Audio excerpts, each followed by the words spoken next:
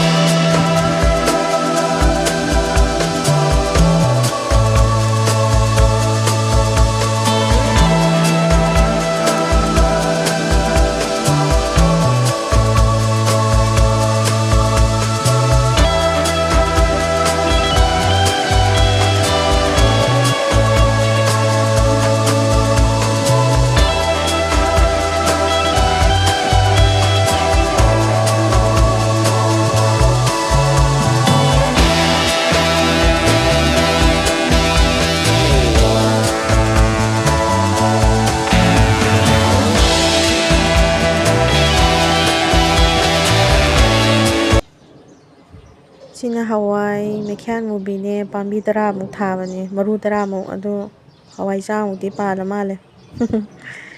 adagi sina broccoli hekhibadune broccoli nakanda mathoi chongkhalae sumaina theakanda kangawguma chabane yam hawbane masoine na hawbani da sumaina chongkhalakpaje khara hekchala adagi tilau maru tilau khara kare hantati yam kadeda khara karisina loire aduna daw yade ꯑꯗꯨꯒ ꯁꯤꯅ ꯀꯣꯝꯄ꯭ꯔꯦꯛ, ꯑꯗꯒꯤ ꯍꯪꯒꯥꯝ ꯃꯇꯣꯟ, ꯇꯣꯛꯅꯤꯡꯈꯣꯛ, ꯁꯤꯅ ꯑꯩꯅ ꯌꯥꯝ ꯅꯨꯡꯁꯤꯕ ꯏꯅꯦ ꯑꯃ ꯂꯩꯌꯦ ꯒꯦꯠꯇ ꯁꯤꯡꯖꯨ ꯌꯣꯟꯕ, ꯑꯗꯨꯗ ꯍꯦꯛꯑ ꯄꯤꯕꯤꯒꯦꯅ ꯇꯧꯕꯅꯤ꯫ ꯑꯗꯨꯗꯤ ꯂꯣꯏꯔꯒꯦ ꯃꯌꯥꯝ꯫